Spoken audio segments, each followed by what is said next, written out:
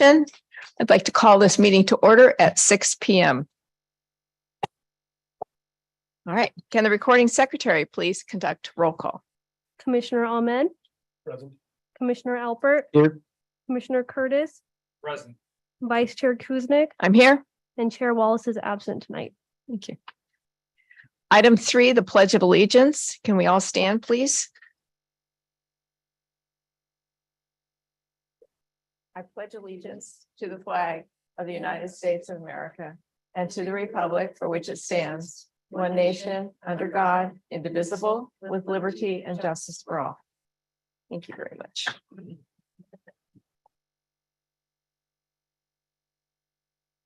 Item 4, public comments or written communication. At this time, members of the public may address the Planning Commission on any item not already included in tonight's agenda. If you would like to speak, please fill out a speaker card located in the back of the room and submit it to the recording secretary. If you are participating remotely, you may click the raise your hand button on your computer or *9 on your telephone to request to speak when public comment is being taken.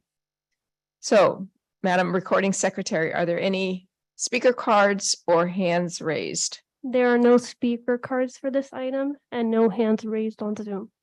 Very good. Then we will move on that there are no speakers for items not on the agenda, and we will close that portion of the public comment. Item 5, additions and revisions. There are none. Item 6, the consent calendar. Item 6.1, housing advisory appointment recommendation.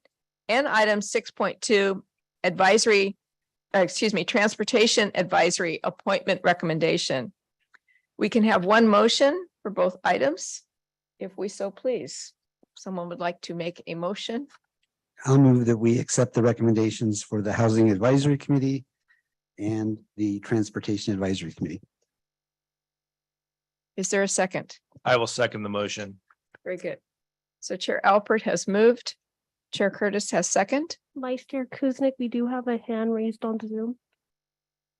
On the consent calendar, through the staff, are we taking public comment on the consent calendar? Items could have been pulled at the public comment section of the meeting. Is that correct, Alicia?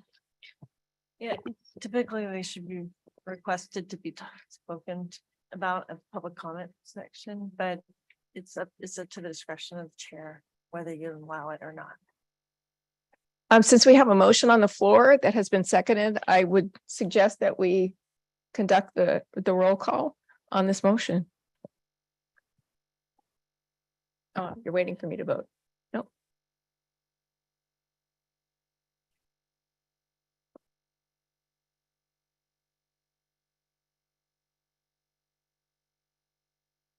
So the motion has approved for the consent calendar as given to a 4-0-0-1 no vote. Okay, thank you. Item 7, approval of the minutes from the July 18th, 2023 regular meeting. Do we have any comments on the minutes of the last meeting? I do have a hand raised on Zoom if you wanted to open public comment. All right, we will open comments on the approval of the minutes.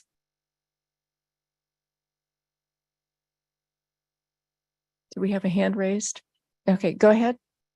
Calling user Excuse one. me, Chair. Can you hear me? Yes. Hello? Okay. Chair, I raised my hand already at the public comment. I don't know why you guys didn't call me. And then for consent agenda, I'm sorry, the deputy attorney is mistaken.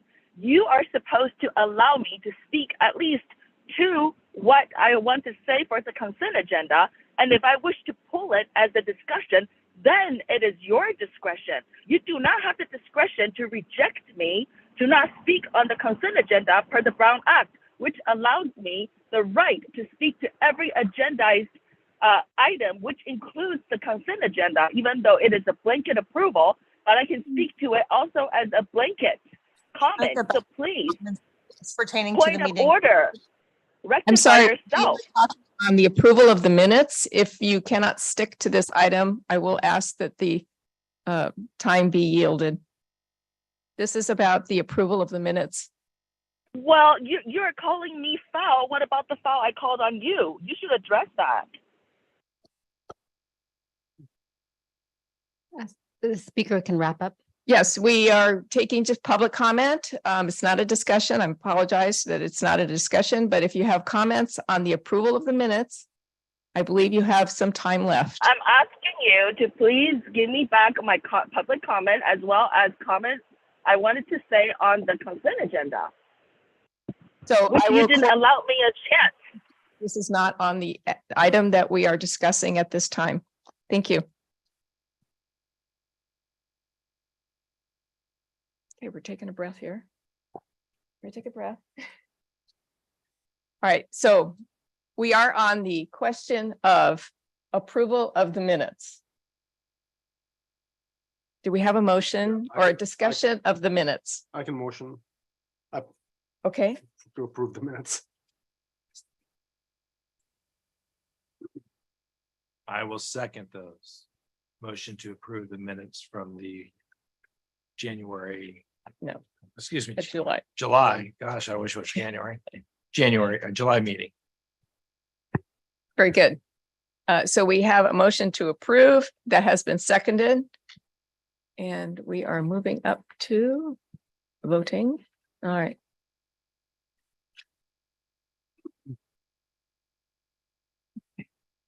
So the motion has passed 4-0-0-1 with one abstaining. Thank you. Okay, moving right along. Item 8, continued items after closing of public hearing. There are none. Item 9, continued items. Likewise, there are none. So we move to item 10, the public hearing. New items, 10.1. Planning Commission public hearing. Draft General Plan 2040 update. General Plan 2023-0002. The rezoning RZ 2023-002. Pre-zoning PZ 2023-001. The specific plan amendment SP 2023-0001. And the environmental review ENVR 2023-0003. So giving this presentation is Ms. Yee. Well, thank you so much. Good evening, commissioners, members of the audience. It's my pleasure this evening to be in front of you presenting our second public hearing on the project. Tonight's meeting is the second in a series of public hearings that we have to have on the project, in part because Measure G requires a minimum number of public hearings before we can make amendments to general plans and specific plans. Tonight's meeting will expand on the discussions that initially took place on May 30th. When we had our first public hearing on the project. At that meeting, we had a joint session with the Planning Commission and City Council. And tonight, we're continuing those conversations and focus directly on economic development element, growth management element, and land use element, along with the land use map changes that we have attached to your staff report. Certainly, we can continue to take comments on the entire project, but we thought it would be helpful to kind of narrow down some of the conversations to particular chapters so that it's easier for the public and for the community to provide some specific feedback on particular chapters of interest. And then after tonight's meeting, we're recommending continuing the public hearing to August 15th to the next Planning Commission meeting, where we'll continue the conversation on the other elements within the general plan. But for tonight, our presentations focus on those first three chapters of the revisions that we presented on May 30th. And then just a quick background, the revisions that have been made to each of the 11 chapters of the general plan. And they include changes to backgrounds and narratives, the housing element, which is chapter 11 of the general plan. We don't include that as being part of this, any revisions being made to that particular chapter. Those changes were adopted back in January by the city. And so there are 12 total chapters within the general plan. Chapter 11 of those 12 chapters have already been updated.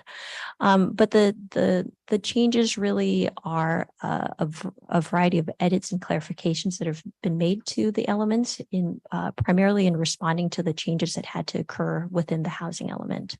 And those track changes were provided to you as an attachment to the May 30th staff report. So we're referring to that public review draft as the track changes version of the document. And so, again, real briefly, economic development element builds on the land use and economic strategies and the different zoning changes that were put in place the last time we updated the element in 2018. But it responds to changes that have happened within the retail industry, in particular shifts in shopping patterns due to the COVID-19 pandemic, and really recognizes the changes that we're making within the land use element and how we're responding to those through economic development. The city has a consultant, the Nallison Dale Group, that has been assisting with this preparation of the economic development update. The consultant prepared the Saremone Retail Opportunities Analysis back in 2020, May 2022. That retail analysis was prepared and then presented at a planning commission meeting on July 19th. And since that presentation was made to the planning commission, we have finalized the public review draft of the economic element. And so we thought this would be an opportunity to revisit some of the findings of that report in light of some of the recent changes since the report was last generated. And so this evening, we have invited our consultant, Roger Dale, with the Nallison Dale Group to give you an update to the retail analysis. Attachment A of your staff report has the PowerPoint that Roger will present this evening. And so I'm going to turn it over to Roger for him to provide his presentation, and then I'll be back to kind of summarize economic element, growth management, and land use. So with that, Roger Dale with the Nallison Dale Group. Thank you.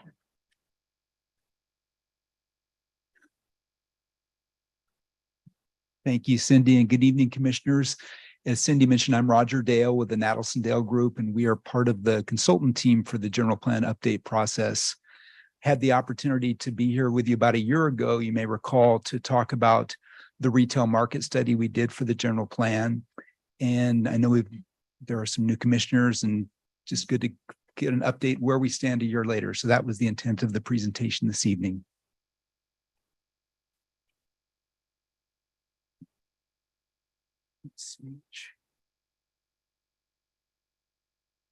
Great, thank you.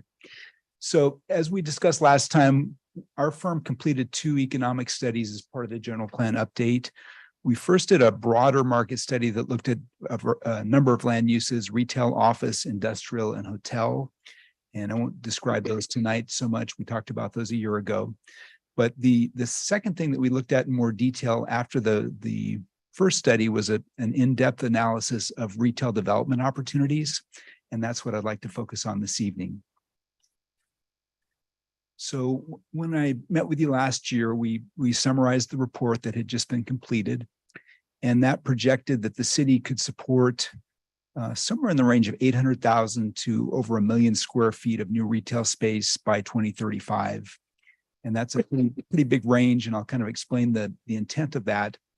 And I should mention that the study that was done at that time was one input to the process by which staff and the rest of the consultant team were formulating general plan policies for the general plan update.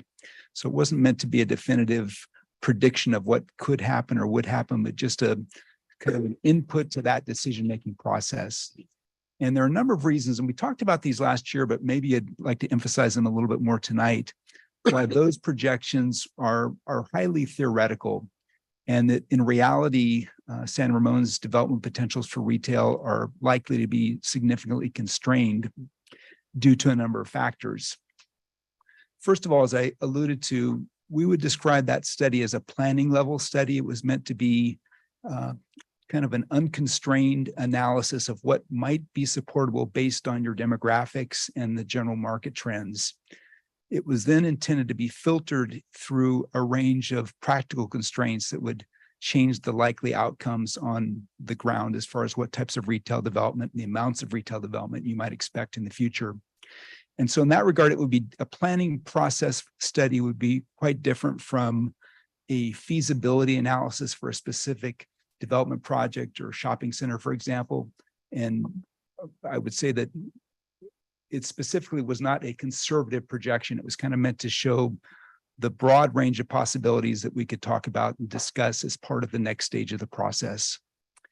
In particular, the demand numbers that we talked about did not specifically factor land constraints into what might happen. So if you look at the reality of available commercial development land in San Ramon, it would be difficult to accommodate that much space.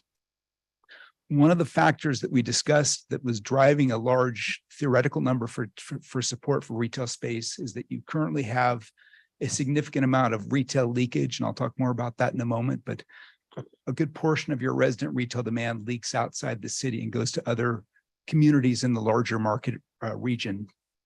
And those market patterns are pretty well established. In theory, you can talk about changing that, but when you have a lack of land for what we might consider a game-changing project to happen here, it's hard to change those market dynamics too dramatically. So we would say that the idea of recapturing leakage in this kind of a setting is a pretty tall order on a large scale. The other issue is that in reality, from a retail shopping center perspective or a shopping center owner's perspective, the universe of retail chains that are expanding or looking for new locations has contracted over recent years. And so that just as a practical matter makes it more difficult to fill large shopping centers. And then, as I mentioned earlier, looking at market demand is really just one step in defining the overall feasibility of a new shopping center project, for example. It says that there potentially or theoretically is a market for that amount of shopping to happen in the community. But the next hurdle that you have to look at in terms of a feasible project would be the financial feasibility of an individual project on a specific site. And there are a number of factors that even within the last year have changed that would make that even more of a difficult proposition for, in many cases, for new shopping center development to happen. And I'll talk more about those in a moment. Wanted to take a look at what has happened to the market in San Ramon specifically over the past year since we last met. And I would say it's a mixed bag of trends, some positive and some maybe not positive. On the positive side, retail occupancy rates have continued to improve. So you're generally seeing a healthy market from an occupancy perspective, but they are still below what they were prior to the pandemic. There has been no new retail space constructed recently in San Ramon. Net absorption, which is the net change in occupied space, has been positive, about 26,000 square feet.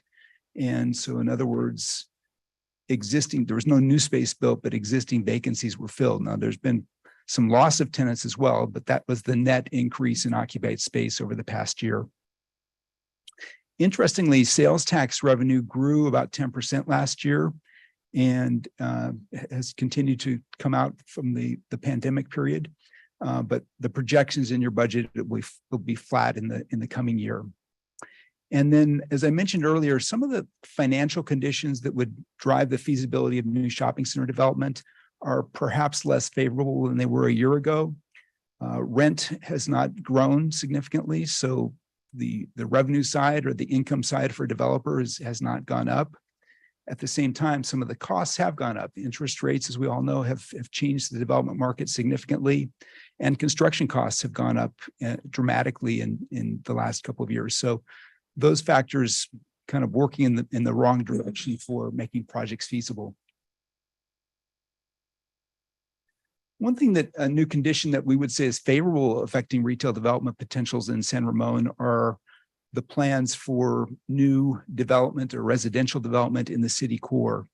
And we understand that that could be up to 10,000 units.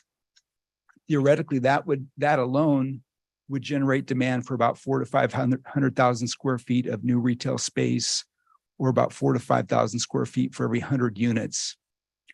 And in a lot of the communities where we work, there's of course an interest in attracting mixed use development, the concept of having ground floor commercial and residential above it. What we find though is that there's generally more interest on the city side than on the developer side for those projects. In communities where cities have induced developers to do them, we often find beautiful residential buildings with vacant ground floors. And in our experience, it's a matter of right sizing. There's certainly opportunities to have some development of commercial space within a mixed use environment, but it's not necessarily every project, and it's not necessarily large increments. We might see something in the range of 5,000 to 10,000 square feet every few projects, again, where it's financially feasible.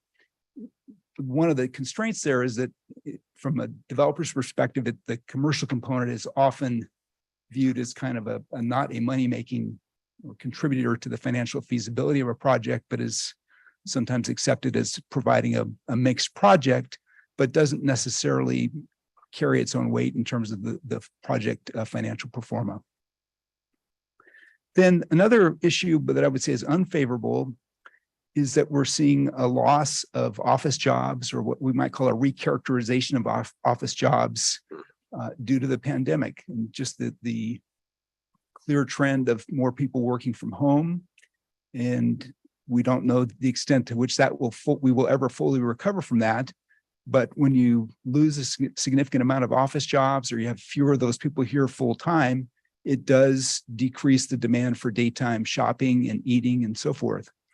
We estimate that for every 2,500 jobs that are lost in a community, that would reduce the need for daytime retail space by about 40,000 square feet.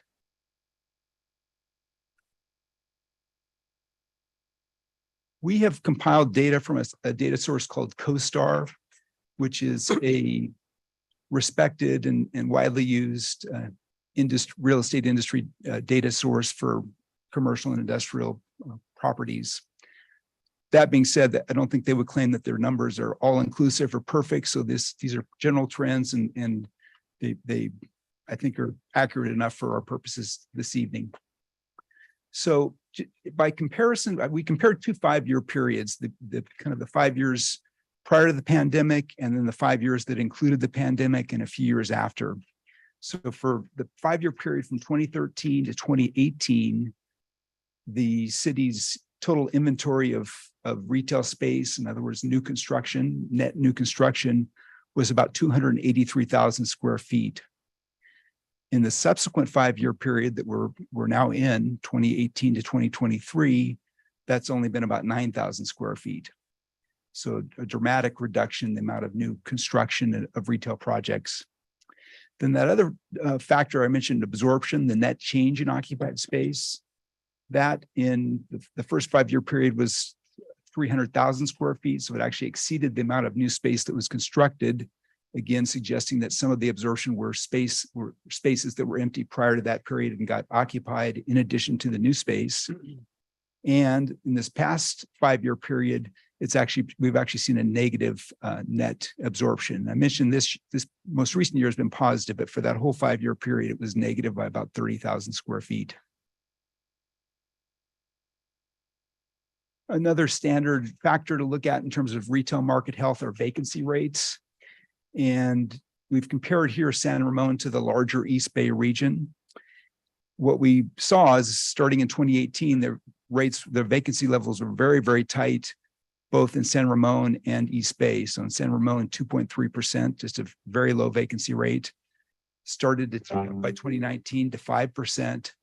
And then, of course, in 2020 is when we're seeing the worst of the pandemic effects on retail occupancies, and the vacancy rate was up to 7.7% in San Ramon, not quite as high in the East Bay at 4.6%.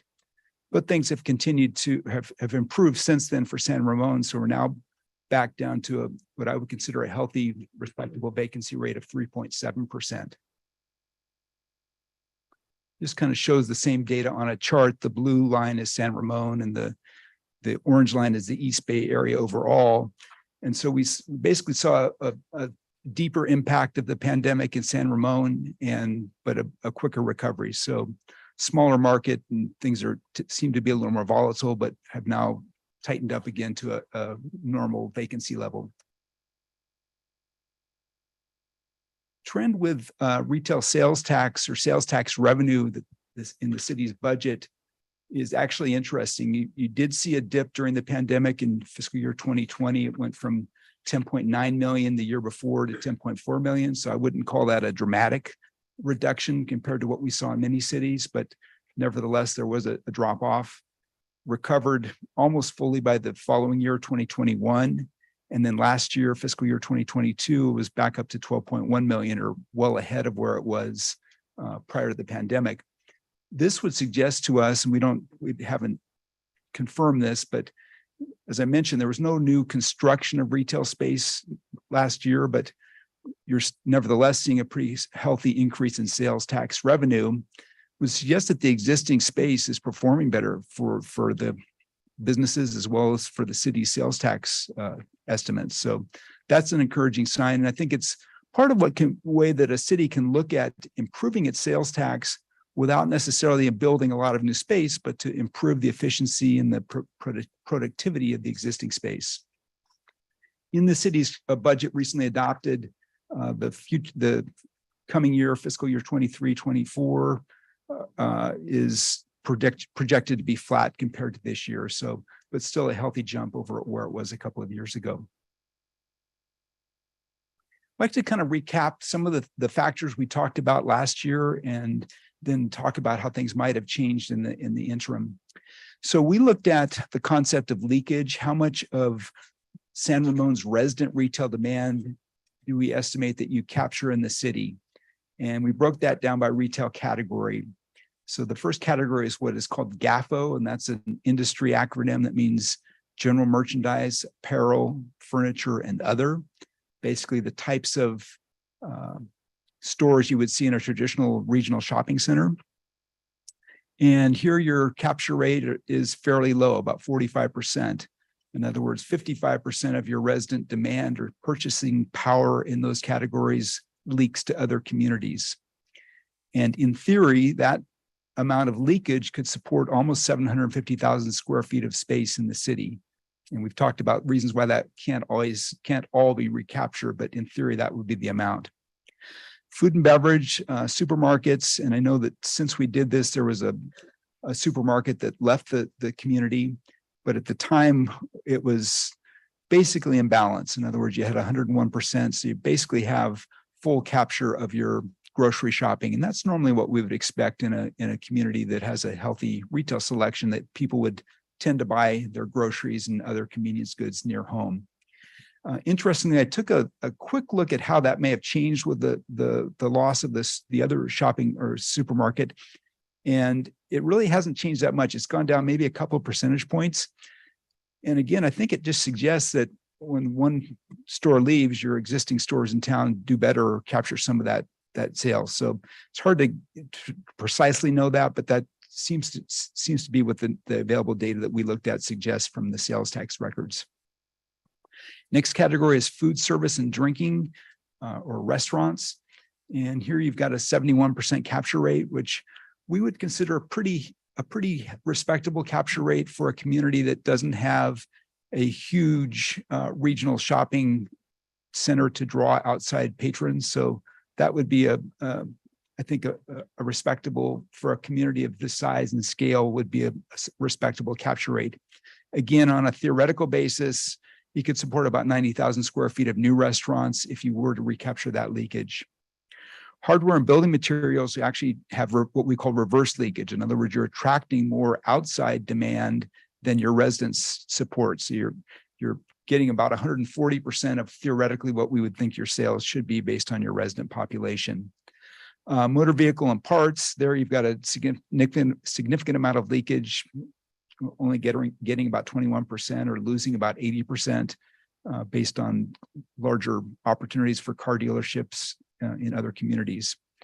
And gas stations is one that's always tricky in communities because with people commuting and depends on kind of where the gas stations are located, and you happen to get about 82%. So there's some leakage. Again, that's not necessarily a driver of shopping center development, but it's just a category that we look at in terms of the overall retail composition of the community. When we evaluated the demand numbers, we looked at a primary market area that includes the city of San Ramon, as well as some unincorporated areas, the communities of Black Hawk, Camino Tesahara, and Norris Canyon. I think were all part of what we called the primary trade area for San Ramon retail facilities. And then we looked to Danville as a secondary market area that you might be able to capture some component of demand from outside the community. We specifically excluded Walnut Creek and the areas to the south, Dublin, Pleasanton, Livermore, just because they have their own very well-established shopping facilities, and we wouldn't really expect a lot of shoppers from those areas on a routine basis to come to San Ramon. So this slide compares or projects the theoretical demand for a new retail space through the year 2040. I think the number I mentioned earlier was 2035. So these numbers are actually even a little bit bigger. But we did a low scenario that was based mostly on recapturing existing leakage, that big number that I showed you earlier that theoretically you could support from recapturing some of that existing leakage. It also reflects a population growth between now and 2040. And then the high scenario looks at actually increasing your capture of the outside demand from those communities to the outside of the city. This is an actual slide from my presentation last year where we highlight strengths, weaknesses, opportunities, and threats, or SWOT conclusions for retail development in San Ramon.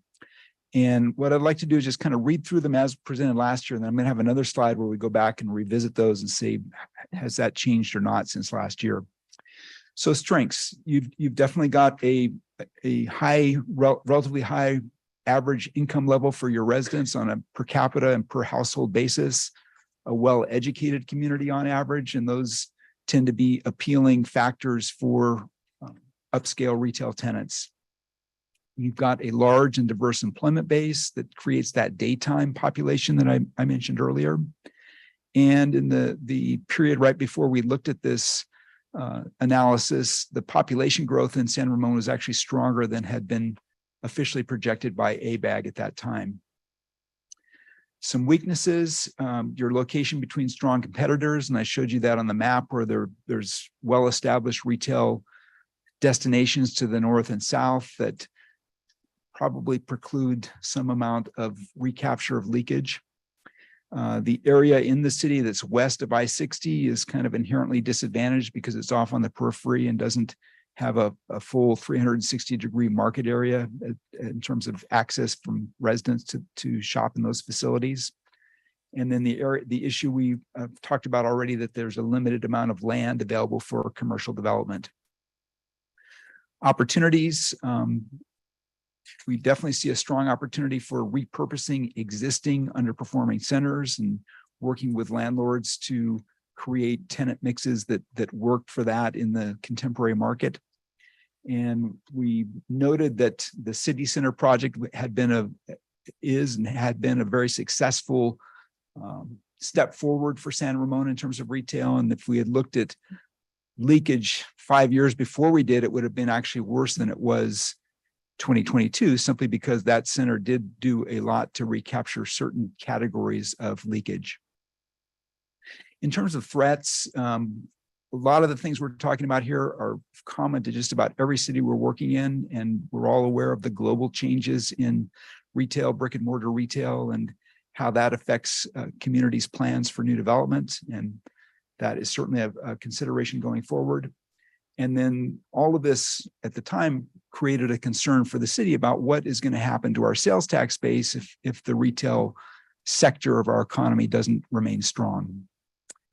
So I'd like to go back and revisit each of those points and see which ones have changed or which ones we might want to emphasize even more now than we did then. On the strengths, the positive factor about resident income and education levels, that's still true and still a positive factor. The large and diverse employment base is, again, it's a significant part of what makes San Ramon attractive as a retail location, but that potentially is experiencing losses due to, as I mentioned, the pandemic, more remote work, fewer people coming to offices every day, and also the potential for loss of jobs at major employers like Chevron. Population growth, we had mentioned, was strong. Actually, in the last year since I was here, it actually went down apparently, according to data, a little bit, not dramatically. But we would say it's still strong in the long run, especially if we think in terms of opportunities for housing development in the city core. On the weakness side, the location between strong competitors, that is definitely still true. And as we've mentioned, there are a number of reasons why it's not all that easy to change that dynamic at this stage in the region's development. The area west of I-680 is disadvantaged. We'd say that's kind of a permanent or structural challenge in the way that part of the community is set up. And then the fact that there is limited land available is definitely still true. And that affects these other factors in the way that it prevents us or precludes the opportunity for a major game-changing project to dramatically reverse leakage, for example. In terms of opportunities, the recommendation was to focus on repurposing underperforming existing centers. We would definitely say that that is still the primary opportunity here. To build on the success of City Center, I think that's still an opportunity, but again, with the constraints on land, that has to be looked at as somewhat of a modest opportunity. And then in terms of threats, global changes in retail, that is definitely still true. The online e-commerce component of shopping is definitely still a threat to brick and mortar retail. And I would say that additional factors are in play now post-pandemic that has in some ways further changed the way people think about how they would like to shop. And then the potential loss of sales tax revenue, that is interesting because, as I mentioned, the city's sales tax revenue has gone up pretty significantly in the last couple of years and projected at least to stay stable going forward. So we're seeing opportunities to maintain and even increase the city's sales tax base while not necessarily having a lot of new retail commercial development. Again, I'd like to revisit some of the policy recommendations that we offered last year, and things that are noted here in red are kind of new notes that I've added based on kind of revisiting these ideas based on the factors I've just discussed. So the first is to incentivize reinvestment in existing retail properties to maintain San Ramon's retail footprint. Definitely still concur with that idea. Number two is to invest in a sustained retail tenant recruitment and marketing campaign. And we would definitely still support that idea. Not necessarily, again, to focus on filling new shopping centers, but focusing on upgrading the existing tenant mix, getting it in sync with what the current market trends are. And also where there are vacancies to work with shopping center owners to backfill those spaces with new tenants that meet those criteria. Number three is to continue the city's comprehensive holistic approach to economic development, recognizing the potential value of promoting mixed-use villages.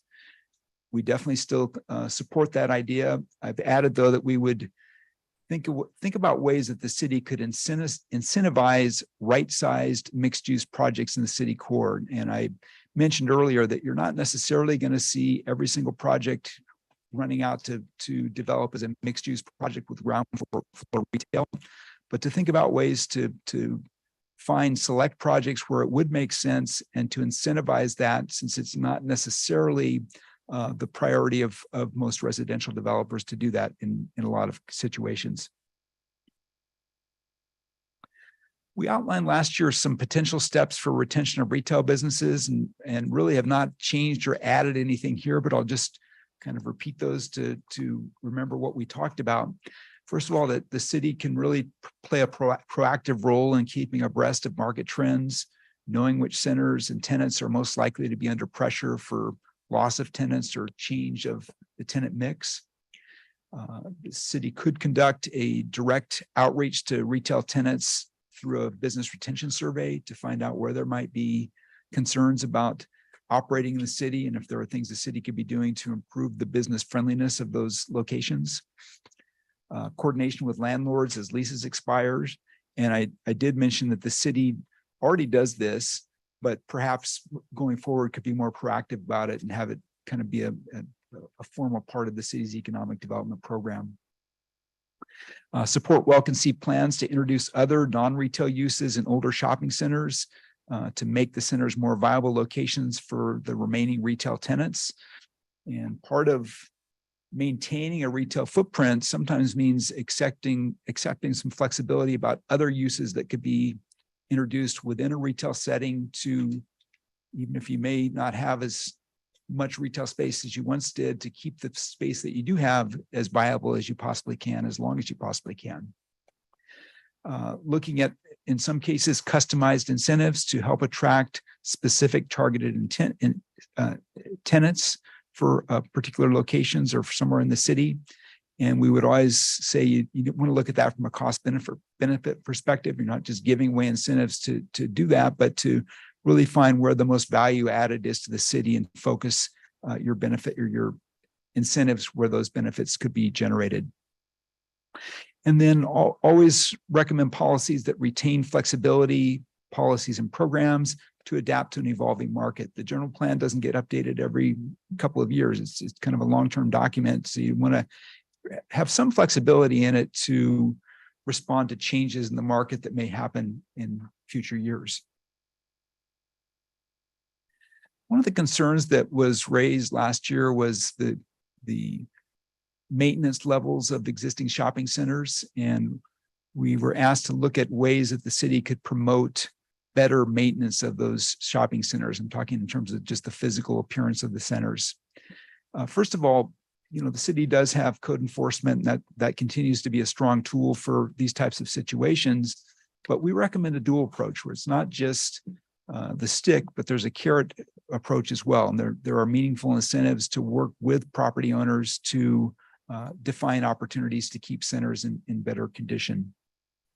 In that regard, you'd want to define clear standards, again, with the property owners buy-in for what is acceptable and what's reasonable to expect and how to work together to achieve those standards.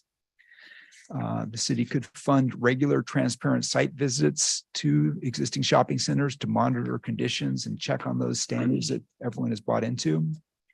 And where appropriate, the city could fund a loan or grant program for building improvements for facade upgrades, for example. I've already mentioned the city could support marketing efforts for retail tenant recruitment. It's kind of a competitive region you're in, and so the more proactive the city can be about working with shopping center owners to target specific tenants, to backfill quickly vacancies that come up, and very importantly on the city side, to have a permitting process for new businesses and new tenancies that would be business friendly and encourage those uses to come rather than maybe consider them to go to other locations where they can do things more easily. And then the last thing I'll mention is looking for funding sources that would be available to support shopping center owners in private and publicly supported maintenance of their improvements. And one idea might be a business improvement district. Thank you again for the opportunity to give you this update. At this point, I would be glad to answer any questions you might have. All right, so questions for the clarifying questions? Okay, Sorry, we can take questions now on Roger's presentation, but I wanted to also just continue the remainder of my Okay. presentation, and then perhaps both of us can come up. Perfect. If you have questions on either of our presentations. Thank you. Thanks. All right. So we're all good on that? Excellent. Thank you. Thank you, Ms. Yi. Okay, we're off the hook. Okay. I'll still be here. I'm gonna forget my questions.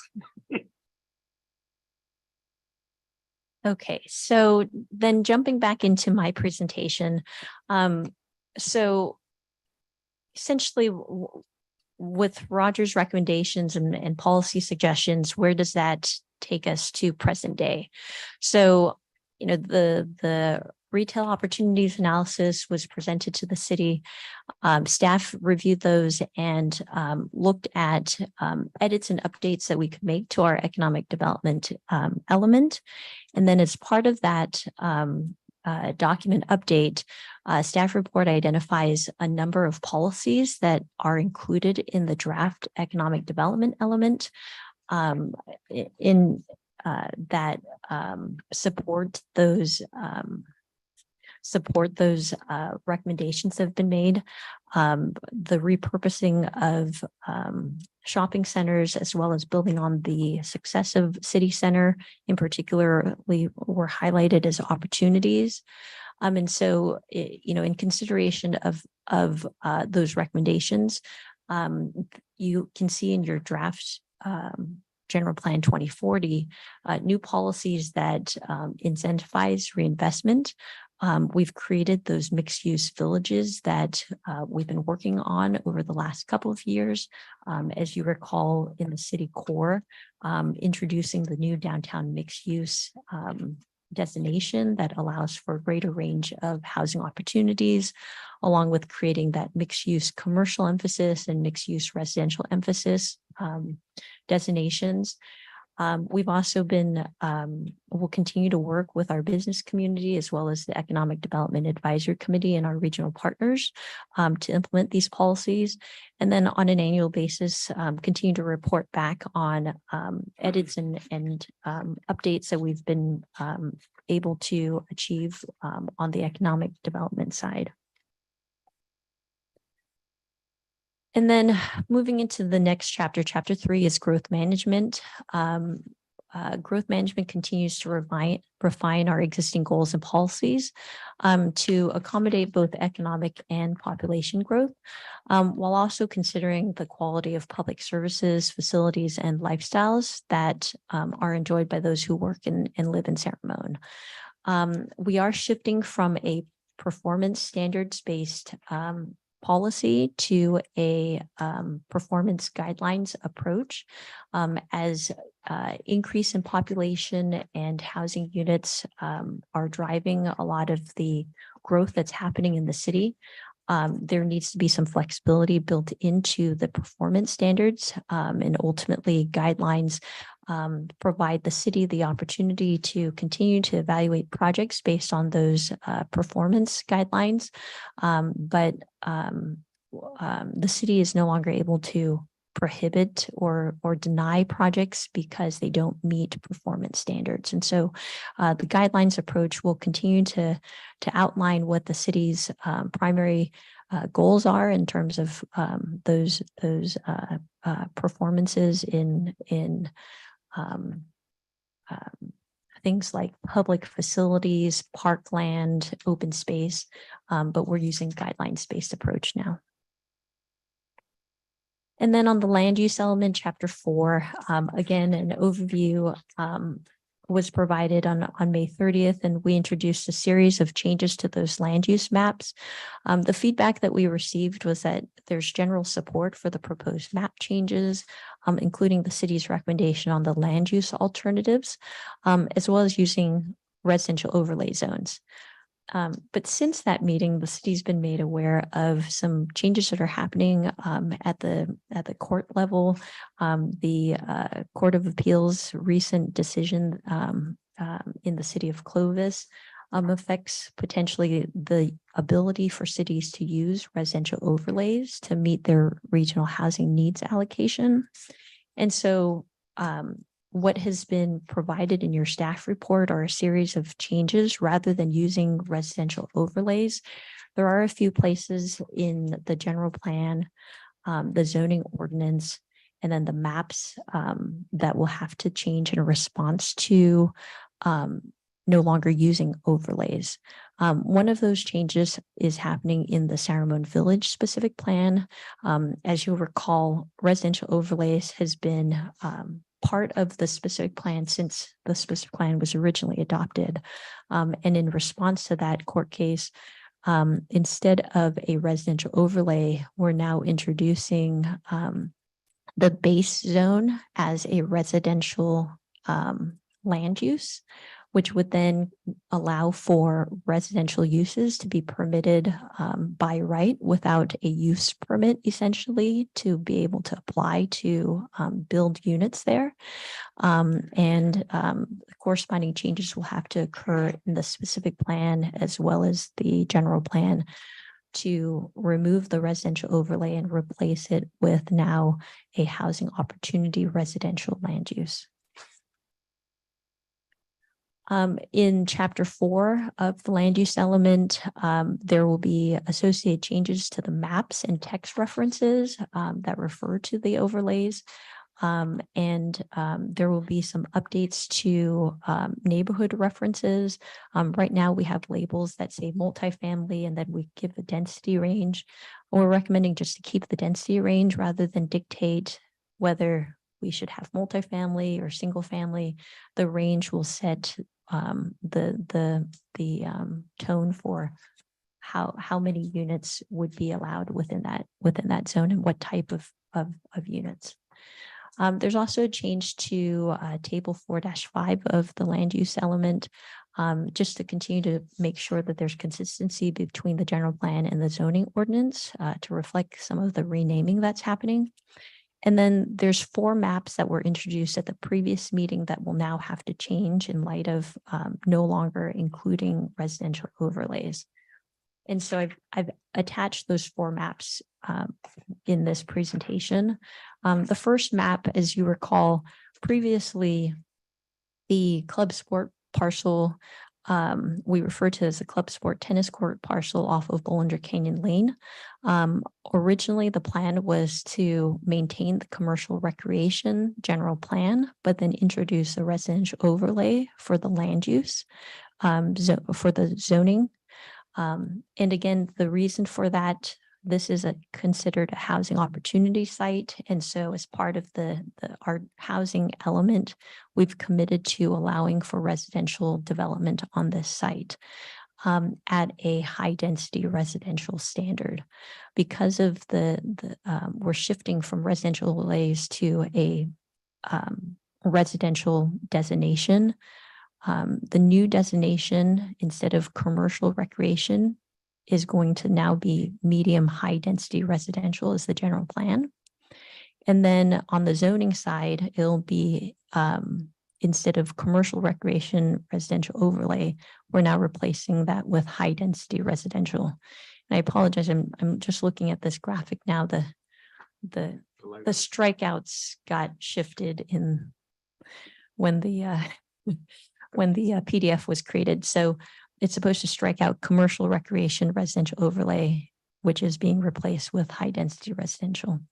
And just to note, it doesn't mean that the tennis courts or the commercial rec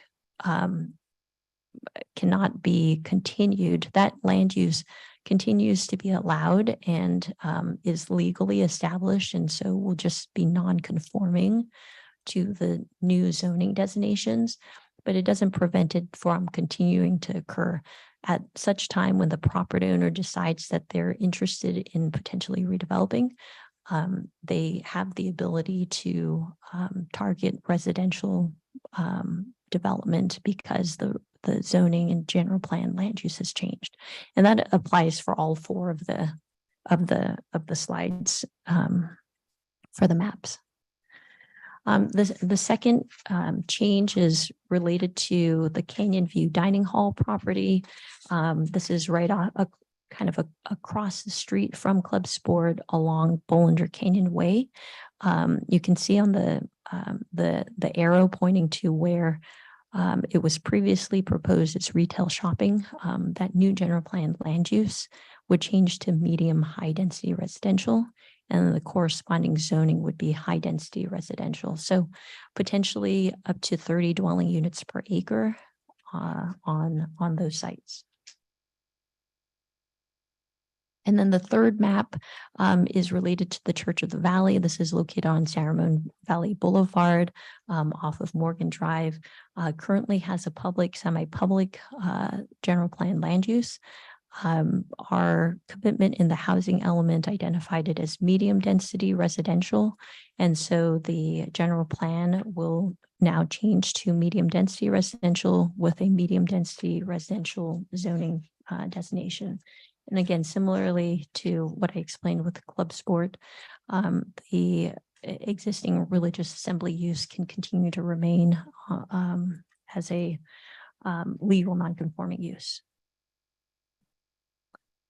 And then the last map is the Saramone Village specific plan area.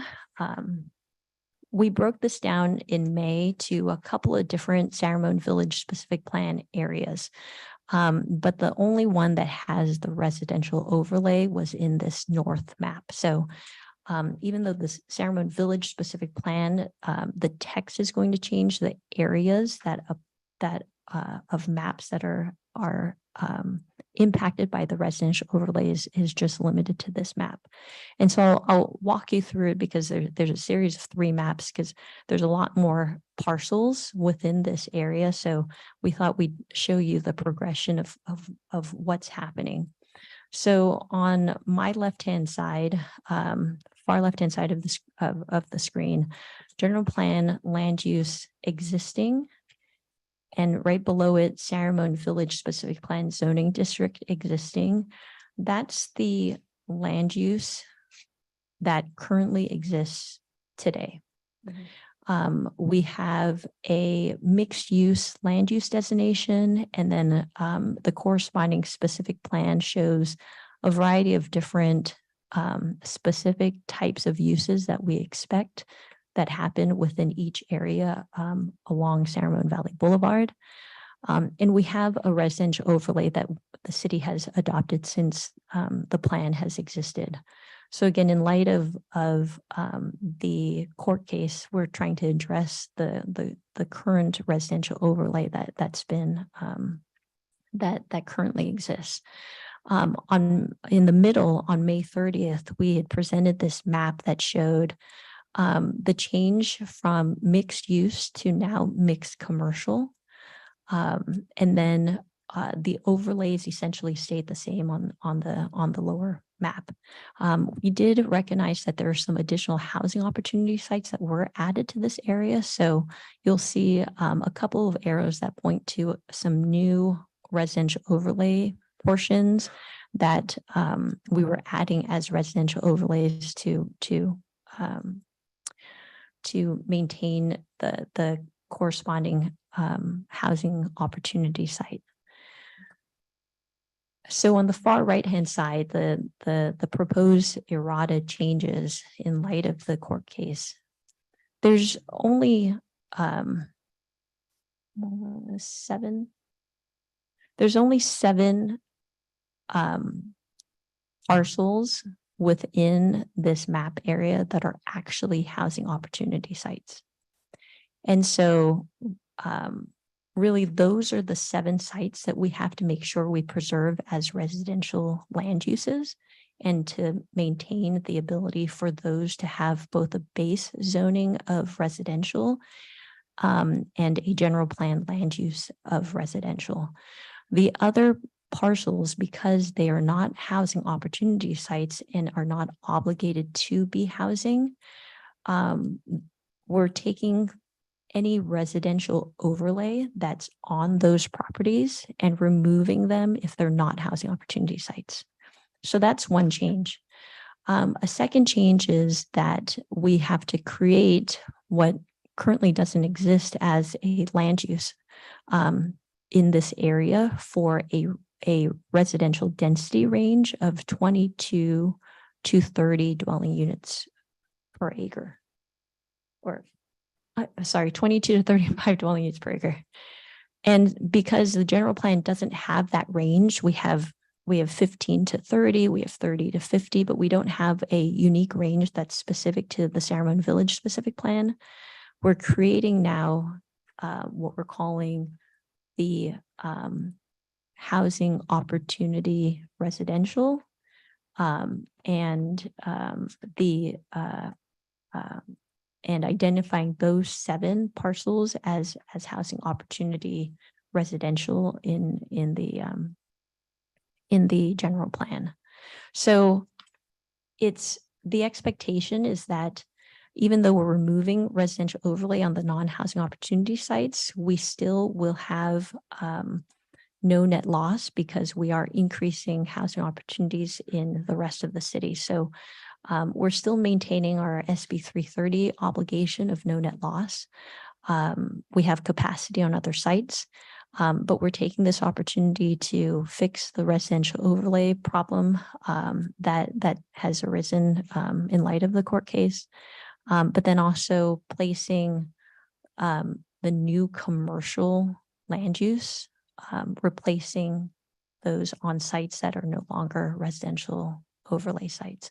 So it's a lot to say that whatever is intended to be residential will continue to allow for residential in our new general plan and our new specific plan amendments. Whatever was not intended to meet our regional housing needs allocation will no longer have a residential land use. So that's kind of the gist of what's changing on the right-hand side. And then all of the edits that have to be made to the maps to the general plan will correspond to that premise of anything that has residential will have residential land use. Anything that doesn't allow for residential will now have a non-residential land use. And so next steps, following tonight's hearing, we'll continue the public hearing to August 15th. That will continue to allow for more discussions on the update. Staff and the consultant will continue to work on edits and refinements as we work through this public review process. Public hearings will continue to go through this fall. I can't guarantee that you'll see me every 2 weeks, but more than likely you'll see me at most of your next planning commission meetings through this fall on this particular topic of general plan update.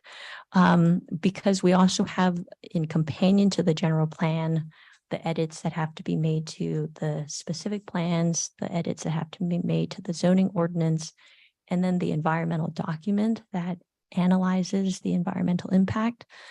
All of that has to be part of this project and presentation. So we're expecting that the draft EAR will be in front of the public for their 45-day review sometime within the next month or so. And then hopefully with all of that in front of you, you'll be ready for adoption of the environmental impact report as well as the edits that are being made and have a general plan updated hopefully by the end of this year. So that kind of is our next couple of months here of work, at least on this particular project. But that concludes at least the formal presentation I have tonight. If there's specific questions about the presentation, I can certainly take those. Roger can take those now, but I know that there's public comment as well. So, pardon me. At this time, do members of the commission have clarifying questions for Missy or the consultant before we hear public comment?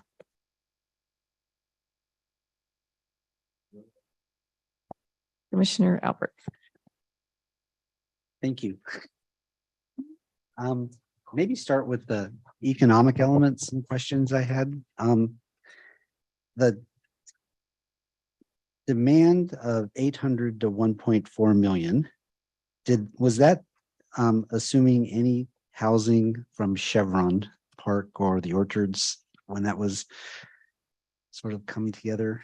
It doesn't, at least at the time that the analysis was completed, it did not. And the demand is essentially recapturing the existing loss. And so I don't know, Roger, is there anything else to add beyond that? But no, it doesn't include Chevron, Okay. or at least that potential. So project. the addition of 2,600 roughly housing units, would that have a positive increase in the need for additional retail space? Is that, make sure I understand the dynamics between capturing lost sales versus population? Sure. So the projection we did, that the 800,000 to 1.4 million, that assumed population increases based on what at the time were the ABAG projections. So there were population increases, but we didn't specifically factor in projects like Chevron or others. But what I did mention this evening, separate from that, we looked at the potential for up to 10,000 dwelling units in the city core. And that might translate, just those units alone might translate to about 400,000 to 500,000 square feet of additional retail space. Again, though, I'd caution against getting too focused on that because we've already got more demand than we can really accommodate. You're just kind of adding a bigger, more theoretical number to the discussion when I don't think you're going to get close to that anyways. So that was the reason we didn't put too much focus on enough. that. That was actually one of my questions. The demand doesn't change by the ability of supply to meet the demand. No, Right. it's a theoretical demand number, not even taking into consideration the land constraints Right. at that So stage. the demand exercise is based on its own assumptions and what could be supported in the theoretical, there's no space to build, doesn't really change the demand. It just Just yeah, changes your ability the to gap. deal with it, to practically capture it. Okay, so then, given that there is a shortage of retail, I think is that what led you to some of the recommendations for policy changes towards the end?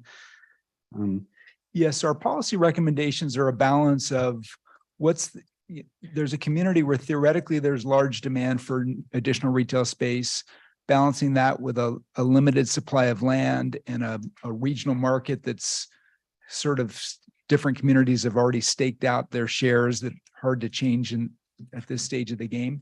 So in balance, we looked at all of that and we said, in our mind, that the key opportunities are to focus on strengthening the existing retail base.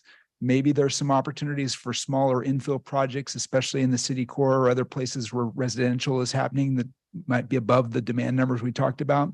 But it's really focusing on what from a practical perspective, what the city most could affect at this stage in your development. Okay, and then sticking with the policies for a second, my interpretation, and tell me if this is kind of in the ballpark, is to get the most out of the shopping centers we do have, because there's not going to be any new big shopping centers coming online. Is That would probably be a fair way of characterizing it. I mean, there may be opportunities. We don't know what's going to have other large properties that might transition, but we don't necessarily see that as being a major goal of the city at this point. Okay. Just for, clarity, the 283,000 square feet that came online, that seems like a lot. And I'm assuming that's city center. Yeah, wasn't like a shopping center got built during that period, right? All of that, or were there, I don't know the square footage of city center. Yeah, city center is about 300,000, so it's probably right around that range. Yeah, that's what I So assumed it's too. probably that, and there may have been some other small amount of space that was torn down same time period. So that's why it didn't quite get to 300,000 Right. square feet. That was the net That's fair. increase. Yeah. And then Cindy knows this question. The next 5 years, we only brought on 9,000 square feet. And just for clarification, where did that come from? It's probably most likely along San Ramon Valley Boulevard. We had some increases within that area, but fairly minimal. We had to tear down some to then put up Right. some. So like, Yeah. I'm sort of assuming it's budget. where the paint store is and the auto. That's parts right. store Like the budget rental used to be. Yeah. building was torn down and replaced. And That's yeah, good. back on the next slide, you talked about San Ramon's vacancy rate of 3.7%. Industry-wide, is that good, bad, tight? How would you characterize 3.7%? I would characterize it as a healthy market. Prior to the pandemic and prior to the current retail environment we found ourselves in, we would say a community would target something under 5% as a healthy vacancy rate. In some ways, a shopping center owner probably prefers to have 100% occupancy. But from the community standpoint, there are some advantages to having a little bit of flexibility in the market where you've got some space where turnovers can occur and new tenants can come in, existing tenants can expand. So anything under 5% from the city's perspective, we would say is healthy if it's staying at that level and not, going above it. And we're achieving this 3.7 under the current policies that we have in place. So we've gotten communication from shopping centers before that our standards are too restrictive. Yet the data doesn't suggest that we're doing anything wrong as it relates to managing our shopping centers. Well, and I guess what I would caution on that is we don't know where there may be major tenants that leases are expiring and they're not planning to renew, or other types of shocks to the retail market where tenants might change. But you're correct. And I think it's partly a function of the fact that you do have a strong amount of demand that you're not able to accommodate because you don't have land to build new centers. So the existing centers there's pressure for new tenancies even in this market is how I would interpret that. Okay, that's good. Thank you. And then I think last thing, you recommended a dual approach for strong code enforcement. I think that's pretty self-explanatory. And meaningful incentives. Can you comment on what is a meaningful incentive? I can. Looks like Ms. Shi would like to as well. For example, we alluded to the idea of a business improvement district. So maybe there's opportunities for a funding mechanism to be put in place to help with infrastructure or some common area maintenance for shopping centers that would be more financially feasible for developer. We talked about opportunities like a facade, grants for facade improvements. So ways that you can require people to do things, but also provide resources to help make that more possible for them. Okay. I think I'm going to hold questions on the land use until after maybe the fellow commissioners can talk about economics so we don't bounce too much. Thank you. Thank you. And if I could just expand on those incentives, on the city side, as far as our ability to incentivize non-monetarily, opportunities like updating our zoning ordinance, the land uses, having some flexibility in the zoning code on allowed uses and mix of uses within centers. Also flexibilities in terms of development standards, whether that be shared parking options, where centers can maybe have some flexibility with parking requirements.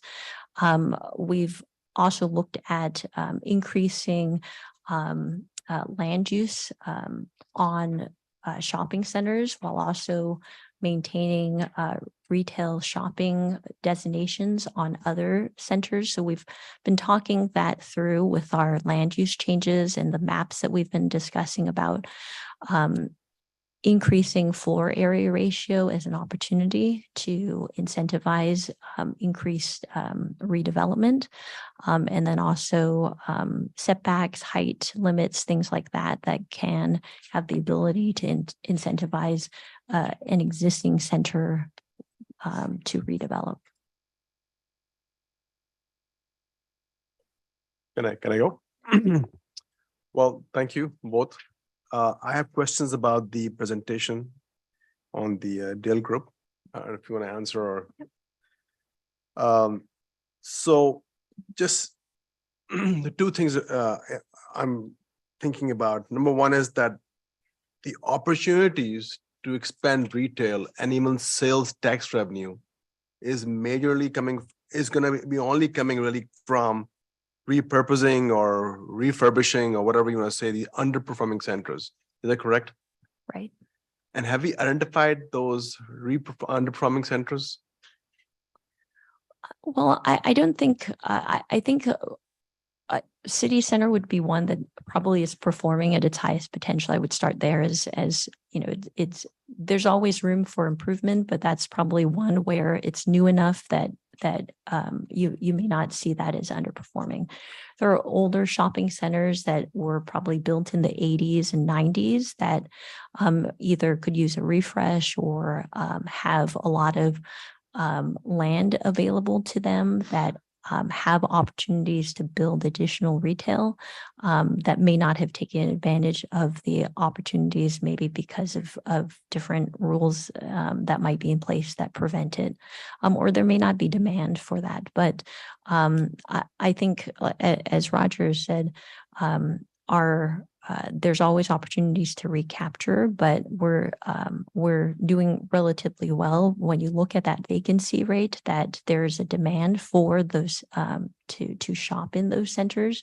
So as far as underperforming, I think there's always an opportunity to provide more options on the retail side, because that's really the recapture that we're trying to do is the retail sales tax. And right now our centers have a variety of mix of uses within them. And some perform more in terms of retail sales, and others, because of location or design of that complex, may not currently encourage as much retail as it possibly can. Okay. So I understand that, we said there are approximately 10,000 units are planned in city core, and I understand this theoretically that will generate for 100,000 to 500,000 square footage. But in reality, are we at a point where we think that we can avoid the leakage by expanding retail in somehow, or the refurbishing centers, or are we going to lose most of it to some other cities? Is my question clear? Or is okay? Yeah, I think it is clear. So what we're saying is that it's probably not realistic to expect to significantly recapture leakage that's already happening. The goal, though, is to prevent it from eroding further, to prevent But there's more units, leakage yes, because yes. of loss of your existing retail base or less productive retail tenants in your existing shopping centers. So the focus is on keeping those strong and preventing future leakage. And also, as you mentioned, that new residential development could have a significant could create a significant demand for new retail space. That number that I quoted, 400,000 to 500,000 square feet, that assumes that has factored into it some leakage that would happen even for those residents. Okay, it's just saying if those residents shop in the city at the same rate that your existing residents do, it would still create 400,000 to 500,000 square feet of demand. Okay. So I would say it's a position of protecting what you have as opposed to trying to attract significant amounts of new development, but to focus on maintaining that existing base and keeping it strong. Okay. Last question I had was the estimate for the sales revenues remains same for both this year and next year.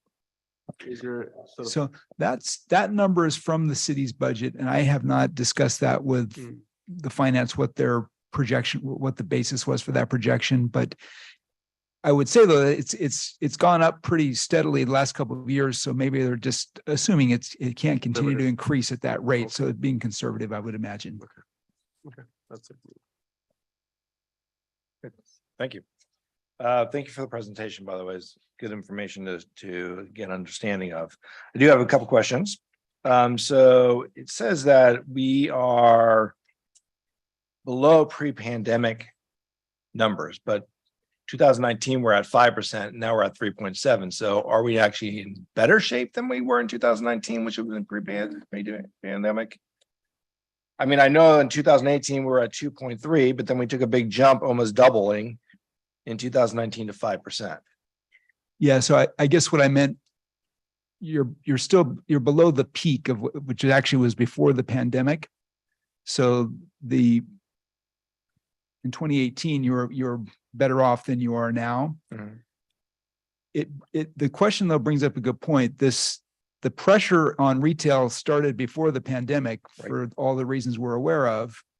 It just continued and maybe became more of a permanent concern during the pandemic. And so I guess you're correct that the slide shouldn't say to pre-pandemic level. It was even before the pandemic when you were really at your peak occupancy level in 2018. And we're still in a better place. I mean, there's a difference of 1% realistically between 2.3 and 3.7. So it's a 1.4%. So it's not like it's a massive slide, because what you were saying is that we're in a healthy environment as it is right now with 3.7. I would consider it, yes, just in terms of vacancy rates, yes. What are other cities in our area? What are their vacancy rates in You know, I comparison? don't know. I don't have the data for the other cities. I did provide it for the East Bay, and at this point, you're better off than you Than the East Bay kind of is. peaked worse than they did, but you're now recovering better than they did. So Yeah, much better than they did. Absolutely. I guess the other question I have is when we talk about vacancy rate, is that vacancy rate when things are not already approved? So we know that there are already buildings that are vacant, but have approved businesses that will be going into them. So is that calculated into vacancy rates, or just because no one's in there right now, even though there might be a contract or people might be paying rent already? So I mentioned that the data source was CoStar. I believe that they calculate vacancy based on if there's an active lease on a space. They have another variable they call vacant available, which may capture more of what you're talking about. So if I understand your question, if there was a space that had an active lease or someone coming in that was already leased, they would not count that as vacant. Okay, so That would also apply though if there was a space that had a lease on it and someone was about to leave or maybe already left but was still paying rent on it. I don't think they would count that as vacant either. Okay, perfect. And then for the retail categories, what category has the greatest impact of tax revenue? Because I know we have a leakage of 55% of the GAFO.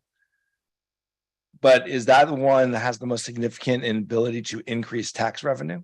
Even though it's the largest one that we have a leakage in, or is there be one that we would say, hey, maybe it's food services that you would really want to go after because it actually increases your tax revenue at a higher level than, let's say, the GAFO category? So typically a really high performing restaurant, if you look on a sales per square foot basis, would be higher than a shopping center on average. So in that sense, a very successful restaurant just on a per square foot basis would have a higher impact. Right. But you generally can't fill 1 million square feet of restaurants. So you got a bigger opportunity to fill more space if you're talking about a Target or a Costco or something like that. It's just per square foot, it might be lower than a really significantly performing restaurant. It varies though.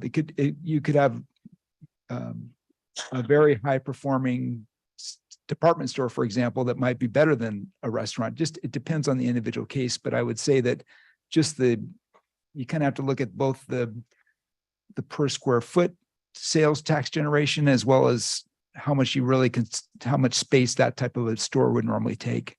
So is there any way to standard or a way to calculate, like, if we are to do some of these targeted outreach to trying to get new business in here, is there anything that we would say, these are specific areas or specific types of stores that we would want to bring in based off of how they would be able to perform in tax revenue and things of that nature? I guess is what I'm asking as well. You could do that. I guess I would caution about getting too focused though, because there are some stores that you would want just because they improve your overall mix of retail tenants. Like a grocery store is typically an anchor of a neighborhood shopping center, and a good portion of the sales there are not taxable. But if you don't have that anchor tenant, the rest of the space doesn't function very well. So you kind of have to look at that as one factor, but it's the overall mix of first of all, where there's demand, what types of uses does the community need? And secondly, how does the mix support an overall retail base that's healthy? I just have two more questions, I promise. Okay. So gasoline stations, we're at an 82%. Does the impact of growth of electric vehicle have anything to do with a leakage or a decline in gas stations as well? Theoretically, it should impact all communities across the same. So if you've got leakage, the communities where that are capturing a portion of your sales, they're going to suffer from that as well as you. And so I guess I what I'm can't saying answer is- that question really. And ultimately, is there going to be, a tax on charging Right. vehicles? So Because that could be then a different route that we're looking at, because I know that we have a lot more charging stations in our city than, say, our neighboring town of Danville, which could also be one of the reasons why people are, I'm just trying to figure that out. Last question. When we say keep abreast of market trends, and maybe this is more for Cindy, who owns that data to understand what is our makeup of our tenants currently and who might be most under pressure of leaving or failing as a business in terms of, so that we can have good outreach and communication with those? Who in the city or who might own that? So the city has a sales tax consultant that we have hired that helped us to understand our sales tax that's collected and the high performers in the city. So there's a small group of us, most of the information is confidential. And so we do monitor that as an executive team. Okay. And so we do have some ideas based looking at, declining revenues that we can see that maybe someone may be going out, and our consultant is very good about identifying changes in the landscape of various tenants that may be looking at shifts. You've seen the CVS, the Rite Aids of the world, they've all begun to downsize. And so that's been a long ongoing trend. So kind of things like that, we work with our sales tax consultant on trying to understand. Okay, so we do have that data then. Yeah, we do. Great. Yeah. Thank you. I appreciate your answers. So I just have a couple of questions also. In the data about the sales tax, does this include, or vacancy, I should say, the number of restaurants that are currently kind of in the pipeline to expand? Because I know we've had some of that. How does that factor into this analysis? So I can't definitively answer that because it's not our data. It's from this other source. They don't claim to track everything. So for Okay. example, if it's a smaller freestanding restaurant that might or might not be included in their database, vacant or otherwise. If it's a restaurant that's going into a shopping center that they do track, then it would be potentially included if there's an active lease, even if they're not physically moved in yet. So it's a little bit difficult for me to know exactly how they treat any individual case, but theoretically it should reflect at least part of that. And so we hear a lot about in the shopping centers, the businesses that attract foot traffic. But I just clarify for me, and I think I know the answer already, but I'm going to ask you to clarify anyways. So when we talk about preschools, tutoring services, youth sports, and this would be your karate, dojos, medical offices, dental offices, fitness centers, salons, those are not necessarily considered retail. Is that correct? That's correct. They're not large sales tax generators. They're more services businesses. They are retail though, in the sense that they're often in a retail setting. They're part of a retail center. So they're not a retail use, but they're often in a retail location. So, but those do not appear on this capture rate list that you have. They don't, because that whole analysis is really based on sales tax Sales tax, categories, and some of those sales might be captured in that other category, but in most cases, those businesses that are not primarily in a sales tax generating operation. And then in this retail category, I know it's probably in the other, but where would you put the variety of electronics and computer stuff and your iPhones and That would be in the other. other? Yes. Okay, Mhm. If apparently we're, we're talking about a retail store that sells those. Right. Mhm. okay.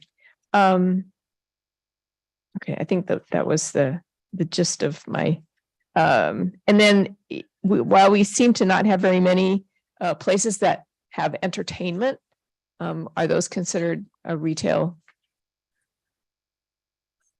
So for example, a movie theater is similar to what we discussed. It's not It's mostly not a taxable business. There's some small amount of taxes on the concessions The and food. food sales, but most of the business is a non-sales tax generating use. Okay. But again, it's usually in a retail setting and can be an important Yeah. anchor tenant in a retail setting. Right. Okay, thank you. Those were my questions. Thank you.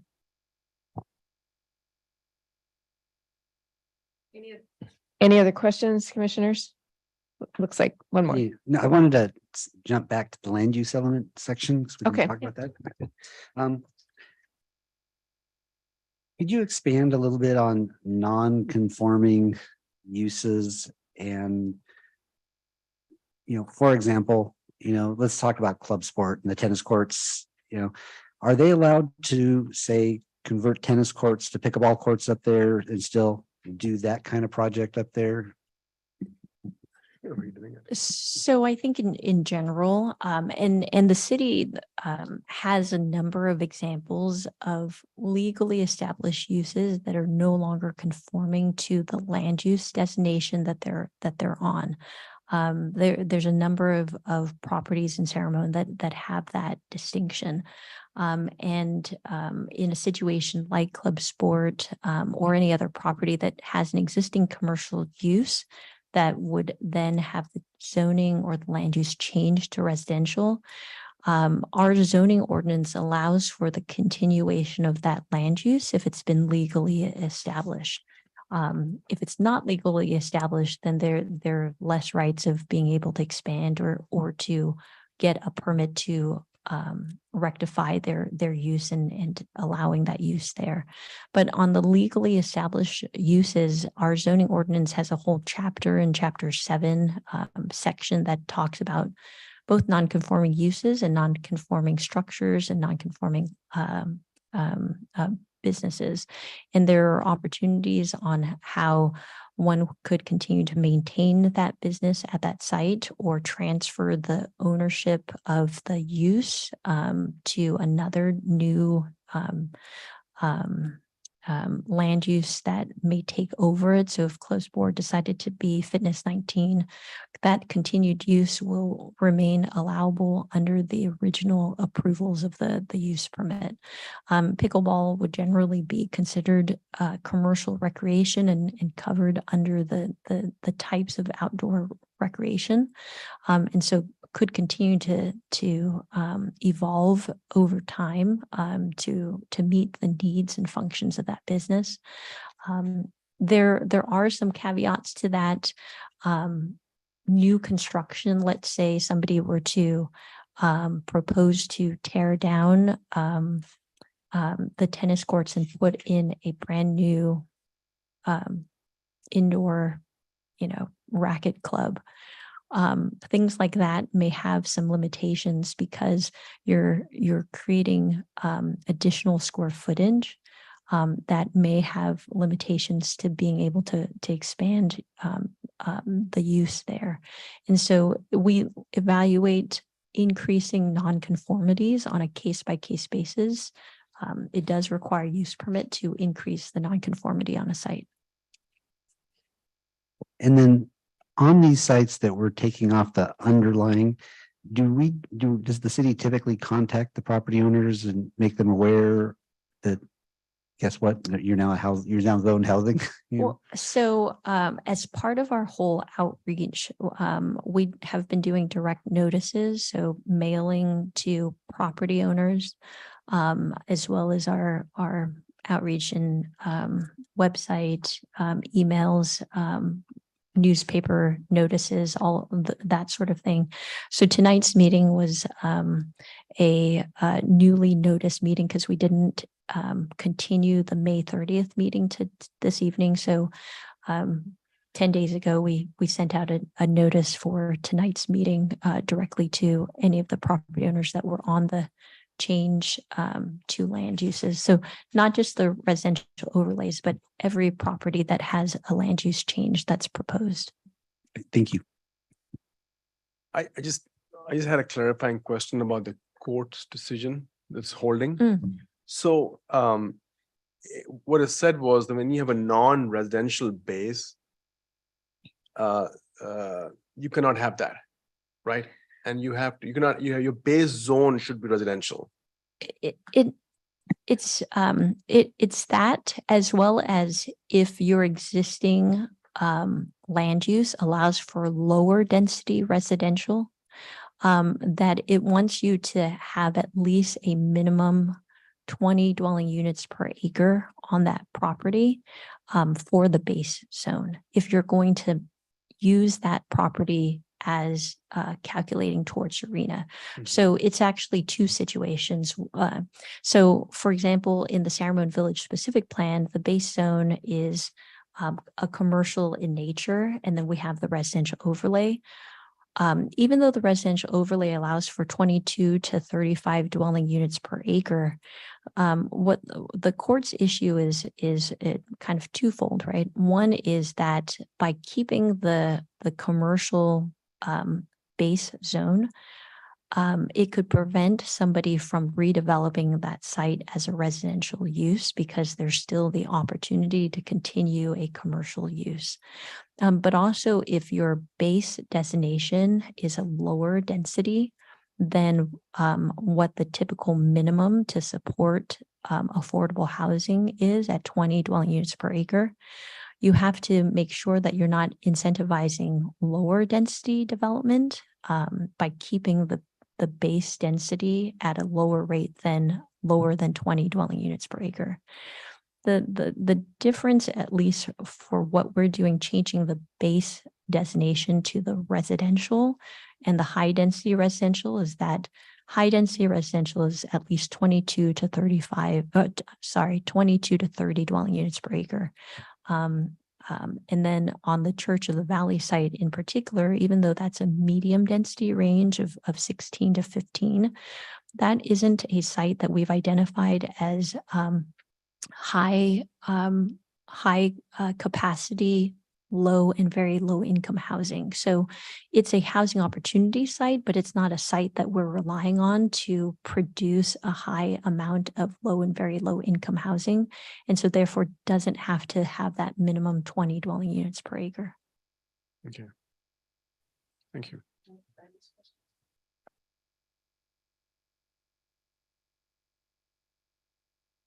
So given our history with, I think it was the Wildflower Golden Skate, does this court ruling have any impact on that? It doesn't, because it already has, it's already entitled, first of all. So it's been approved as residential development. And so, I would suggest that a residential overlay has helped redevelop parcels and kind of the reverse of what's happening perhaps in Clovis. But nevertheless, our zoning is going to also change on that parcel to match what the current residential overlay is on that site. So the zoning will now, further match what we've already entitled there. Any other questions? No? All right. So then at this point, I'd like to open public hearing. So it's twofold. If you would like to speak, please fill out a speaker card located in the back of the room and submit it to the recording secretary. If you are participating remotely, you may click the raise your hand button on your computer or the *9 on your telephone to request to speak when the public comment is being taken. And this is for this specific item that we have, which is the 10.1, the public hearing of the general plan as we have presented it in this part of the agenda. So do we have any late communication, speaker cards, or speakers on Zoom? Written public comment was received from Byron De Ericol, Bob Peoples, and Leanne Lavoie. I do have speaker cards and hands raised on Zoom. Okay, very good. Joel Riemann.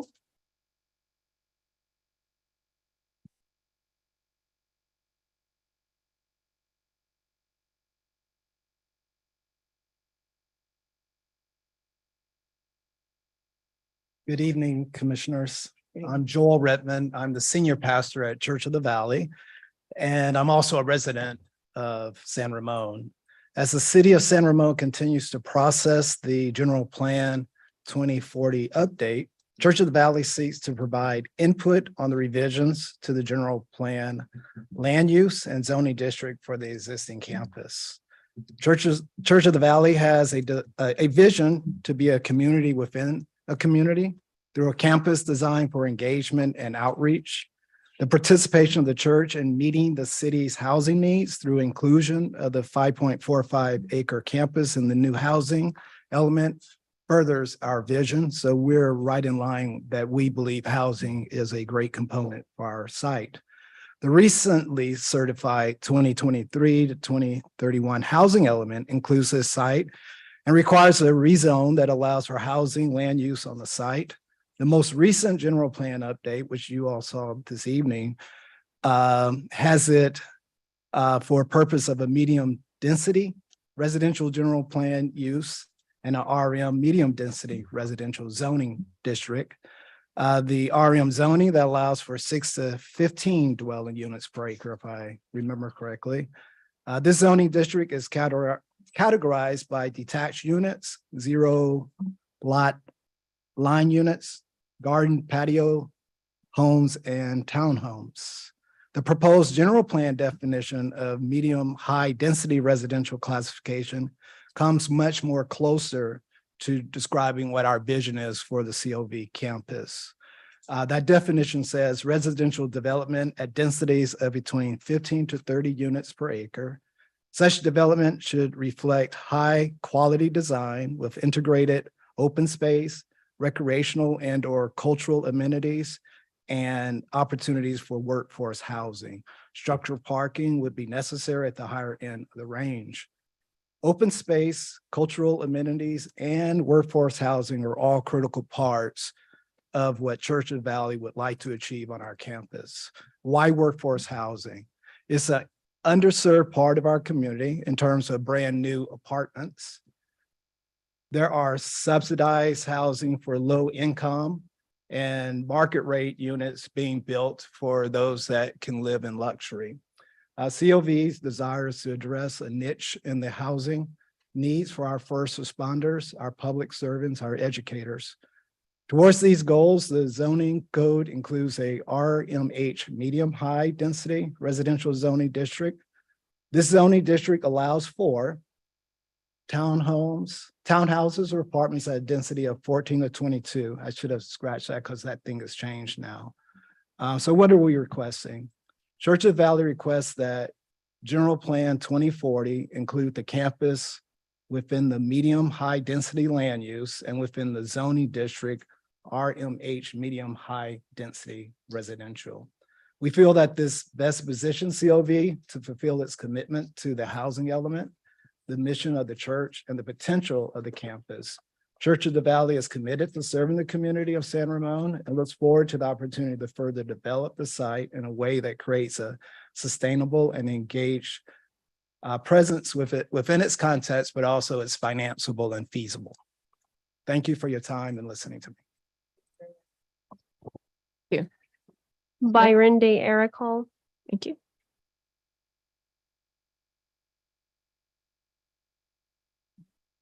Good evening, Vice Chair Kuznick, Commissioners. My name is Byron DeArcle, representing TRC. We appreciate the opportunity to share some additional thoughts apart from those TRC, Federal, and ROIC submitted last Friday in our joint letter to the Commission. I think we can all agree that a broad and diverse retail economy in San Ramon benefits the city, its residents, and commercial property owners. How that is achieved is an important conversation that needs to take place. As noted in our joint letter, it's very important that draft General Plan Policy 4.6 I-22, which places limits on the non-retail uses in shopping centers, be a focal point of the discussion. San Ramon has what all cities want: a strong, stable, and expanding property tax base. With important current and future projects like City Walk, City Village, and the Orchards, the city can count on that enviable property tax base for generations to come. Rightly, the city also has an interest in maintaining a sales tax base that is reliable and sustainable. But achieving that isn't as simple as adopting policies focused nearly exclusively on growing the city's inventory of leasable square footage that generates taxable sales. Adding more points of collection of sales tax is not a straight line to more taxable sales. Adding more consumers, sales tax payers is. Clearly, San Ramon will have that over the next 20 years as City Walk, City Village, and the Orchards become reality. But where those consumers shop will depend greatly on decisions the commission and the city council make in this general plan update. What we know from our experience is that consumers do not want to hopscotch from one center in one town to another to take care of daily purchases and to access personal services, dining, and entertainment. They prefer destinations, highly amenitized places where all of those uses are found in one location. We would assert that General Plan Policy 4.6 I-22 discourages arbitrarily the development of the very places consumers are longing for.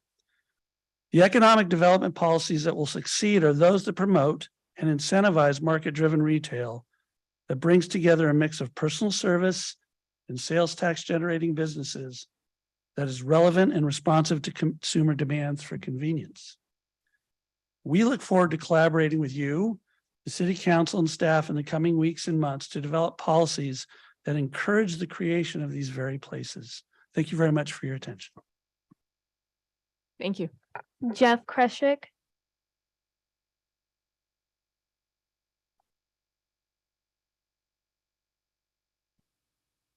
Good evening, commissioners, and thank you for allowing us to speak. My name is Jeff Kreshik, representing Federal Realty and Crow Canyon Commons. The comments tonight have been very, very interesting. They really highlight the complexity of the task at hand. Updating a general plan in today's world with today's facts for something that's going to affect generations to come and years to come is very, very complicated. The decisions you make here today and going forward will have impacts on how shopping centers, how your community, how retail works for years to come. And it's not a simple decision. Retail is going through a tectonic shift right now. There are changes happening every day that we have to adjust to. Mr. Dale pointed out that his analysis is a theoretical analysis. And we come at it, Federal Realty, ROIC, TRC, come at this from a practical reality. The changes that are happening are not things that are theoretical, they're real. They're happening on the ground every single day. What we need to do is really take a more holistic approach to what is retail becoming, more importantly, what will retail become, and how do we adjust to that? Such as the additional of services, personal services, uses that really are driving foot traffic, which ultimately will drive sales tax, but in a different way than we've typically been doing it. Adding a cap of 25% or maintaining a cap of 25% on the non-taxable uses doesn't address those issues and those changes that are happening in retail. What they do is somewhat ignore the changes that are happening in retail and instead maintain the status quo of how shopping centers have behaved, not how they will behave. City Center has established the most significant concentration of apparel, and that was one of the categories that Mr. Dale really commented on, is the GAFO category. That's the most significant opportunity the city has to drive those types of uses. You cannot simply turn a Crow Canyon Commons into a city center simply by saying we want to change uses and recapture that leakage. You have to sort of deal with the infrastructure that we have. And so for a project like City Center to have a cap on taxable sales of 25% or non-taxable sales of 25% may be very, very different than having that same cap apply to a Crow Canyon Commons. The most concerning part of where we are today is that a lot of these discussions have been ongoing without truly bringing the retail partners to the table, retailers and property owners, to understand what's really happening. I would point out that in the presentation by Mr. Dale, there's been no input from the owners themselves. In the conversation relative to the 25% cap, there hasn't been a lot of conversation with the owners who are dealing with this on the ground. So our ask today would be that the commission instructs staff to step back, reevaluate the policy, and talk to the owners and collaborate with the owners as partners in coming up with a policy that actually makes sense for the next 20 years, not something that just simply made sense yesterday or would make sense for today. Thank you. Thank you. Next. Taiwan's a country.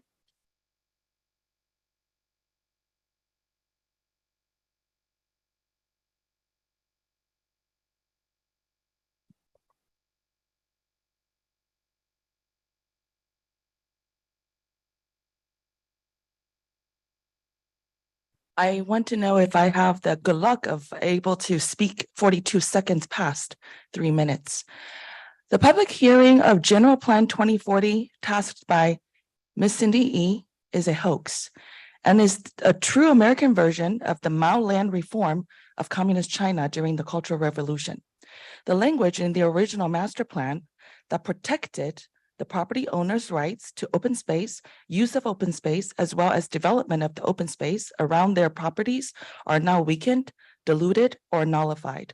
In turn, the open space, housing, and transportation advisory committees, which have non-resident NGO representatives such as Seth Adams, representing developers and other governmental authorities, gained a great deal of power for land use discretion, developer selection decision-making power, as well as ownership rights to our open space. This is why Communist Deputy Attorney Poon refused to allow caller 1 to speak under consent agenda which contained the I'm going to appointments ask you of the to Housing refrain and from Transportation negative Advisory Committee. personal attacks. Ms. E refuses to provide complete physical packet upon request by the public speaker at the last Standpoint. Transportation Committee. Okay, I'm going to meeting, ask you to which stay contained specifically to the this draft of the agenda of the item, master plan or I will revision, ask as you well to as please erase the 5 bold block letters that spell draft over the revision draft that makes reading the document absolutely impossible. Ms. E does not have sincerity in allowing the public again, to we are read the asking you revision to and please raise refrain objections, from questions, personal and clarifications. attacks. We will The ask retail you to step opportunity from the is phantom. microphone. If the public this cannot time. get to them due to lack of parking.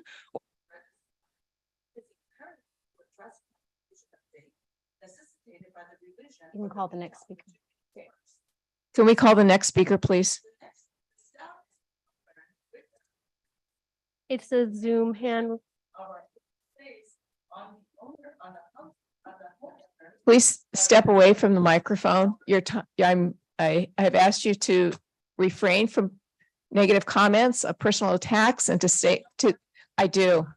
No, I do.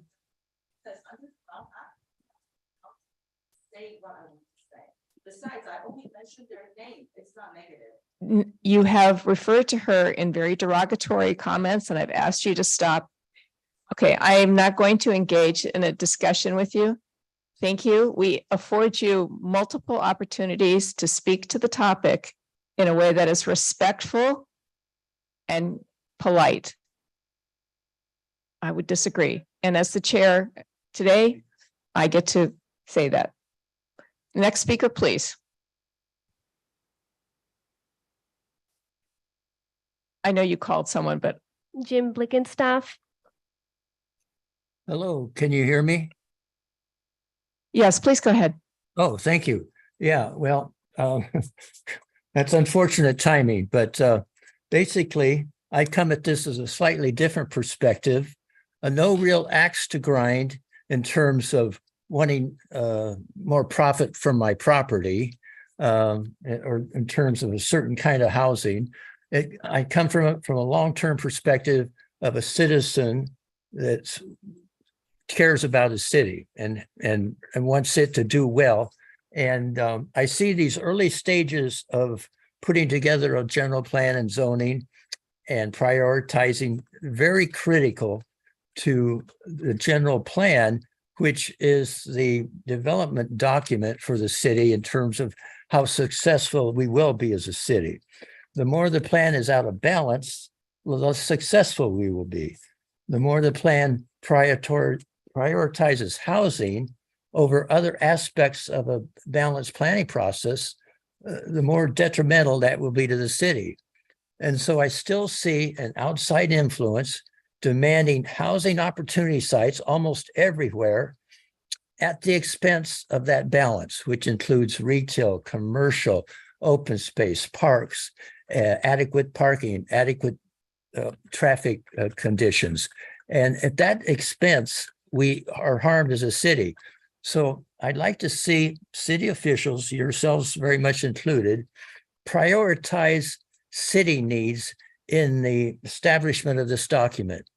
Because if you were to embed too many harsh numbers, like too high a density in certain areas or too much of a height limit that goes extreme in certain areas, it would have a long-term detrimental effect to the city in terms of all the other aspects of that. So let's have our city leaders focus on prioritizing those things that are critical to a balance for the city. And the long-term planning requires long-term thinking in terms of what is going to be the economy in 10 years, 20 years, or 30. And right now, the state is losing 300,000 people per year, according to stats I've seen. And tech industries have said they're moving 25,000 jobs out of the state in 23. So you have to look at a long-term picture that this is indicative of how much do you want to overbuild one aspect of the planning process, housing, at the expense of a balance for the city, which includes retail, such as was available in the marketplace until recently. Thank you. Thank you. Do we have more speakers?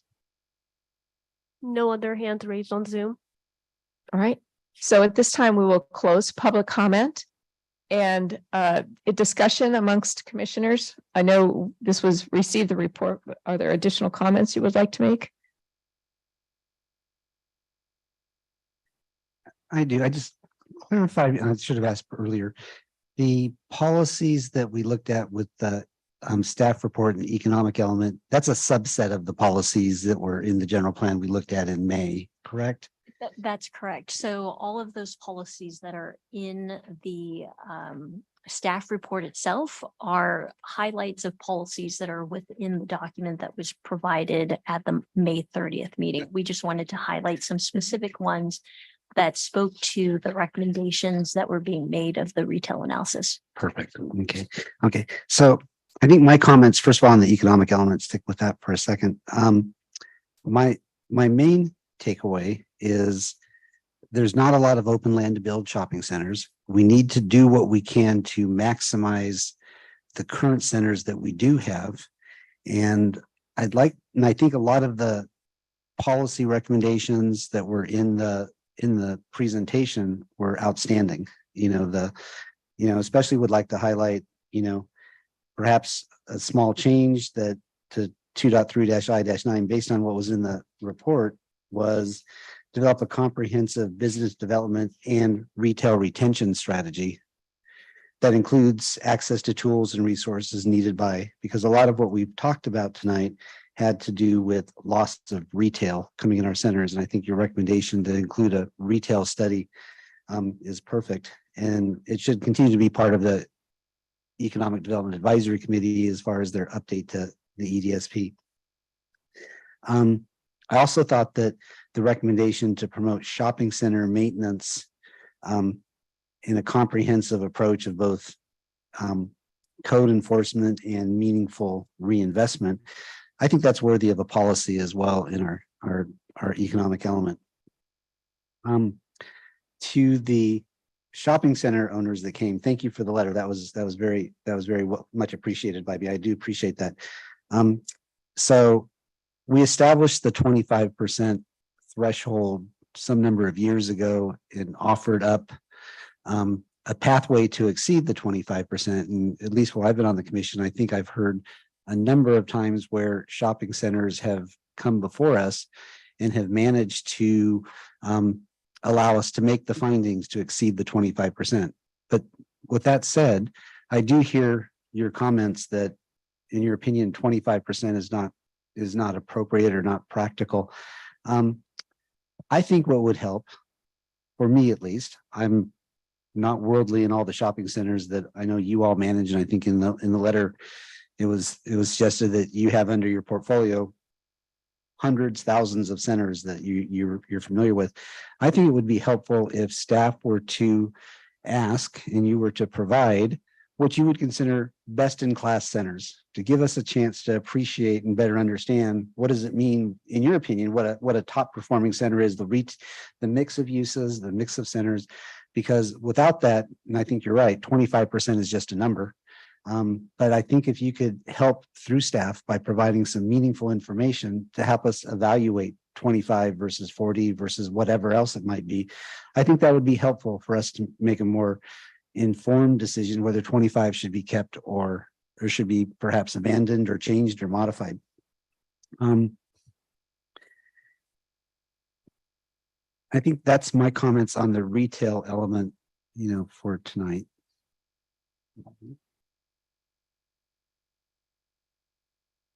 Other commissioners, feedback on what we heard tonight? One thing, on the, back at page 18, we talk about expediting permit review processing. And I have to say, I was very happy to see that because I have spoken to some new business owners. And there was some, sort of delays in getting permit process, and they expressed some frustrations. But if this is one of the goals, I'm very happy to see that and hope that gets implemented. So.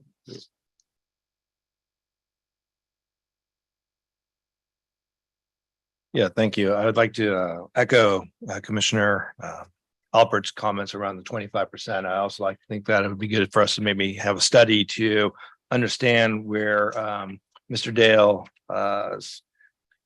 how they proceed in looking at current versus future demand in terms of retail and how that impacts it, because we do know that there is a shift in the way that people shop and so forth in terms of how they actually buy commerce and where they might get that and how that would impact. So I think it would be good for us to have that kind of conversation and understand best in class, but also what are the projections beyond in terms of how much of a shift there is going to be as we've seen it. Obviously, we know that we're in a place where we are doing slightly better than in 2019, but there was already a shift at that point in terms of how the commerce was being, bought and sold as well. That's why the numbers were probably fluctuating. So we may not have the ideal information here in terms of what that number might be so that we can actually establish a clear way to think about growth of our city, prosperity of the people around us, and also the prosperity of those that are serving us through shopping centers and other retail outlets. So I just wanted to echo that. Thank you.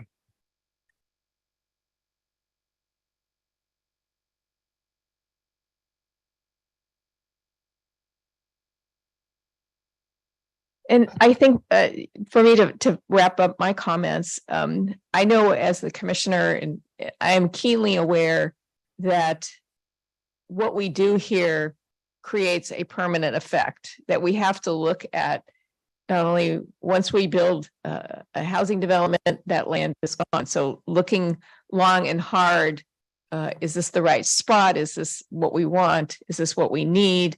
Is this what we have to do?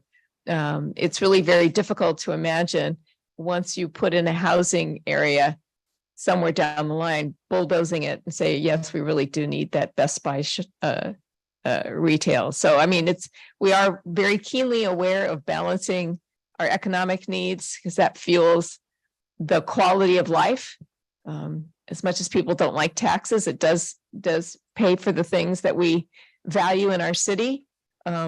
Great staff, great safety is, contributes to our educational settings. So we are aware of it and we do work really hard to balance it. And so we're looking to get the best information from staff. And so far, we think we're well on track for getting the best information. I support Commissioner Alpert's suggestion that our retail folks here work really hard with our staff and add your information that will help inform our decisions. So thank you very much. Appreciate that. So at this point, there's more. Well, I was going to make a couple of comments on the land use element changes if I could.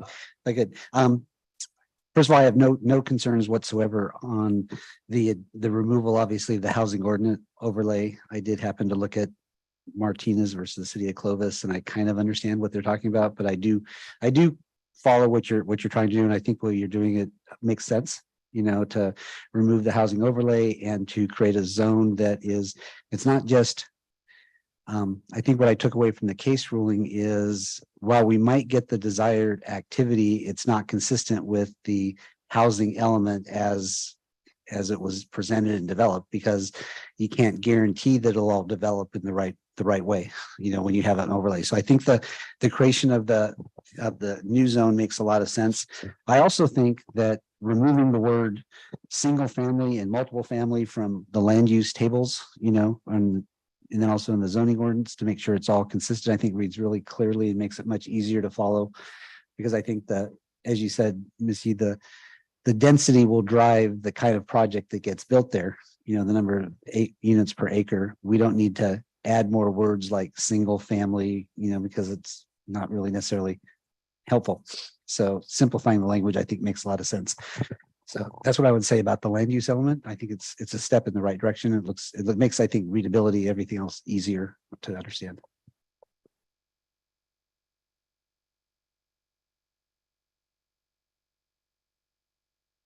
Okay, very good. All right, so is there a motion to continue the public hearing to August 15th? Please.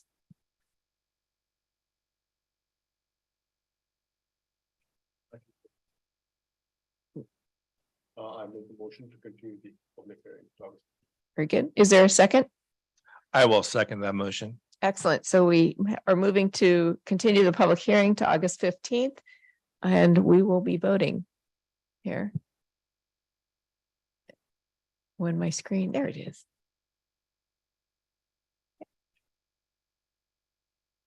So the motion to continue the meeting to August 5th, the public hearing to August 15th, it does pass. The vote is 4-0-0 and 1 no vote. So, yep, there we go. Moving along, item 11, non-public hearing action items. There are none. Item 12, study session, commissioner liaison report, and interest item staff report. Do we have any? No liaisons. I would like to just report that the Parks Commission has voted to name the 2-acre park that is in City Village as the Bartlett Pear Park. So since that was one of the projects we've approved, I thought it was worthwhile to report back on that from the Parks Commission. All right. Now, any other updates from committee meetings? Nope. All right.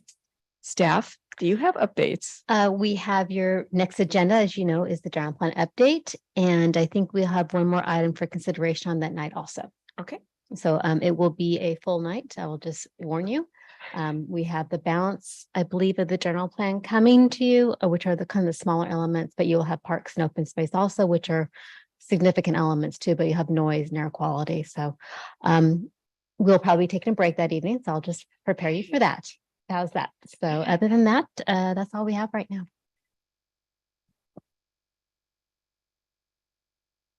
Public comment, yeah, you may take public comment on these items. Okay, very good.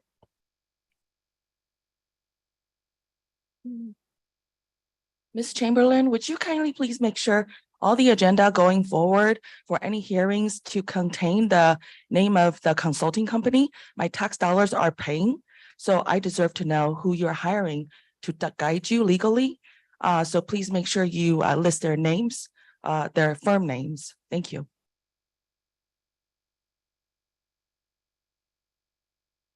Any other public comment? They have no other speaker cards. Thank you. So for the good of the order, we will adjourn at 8:08.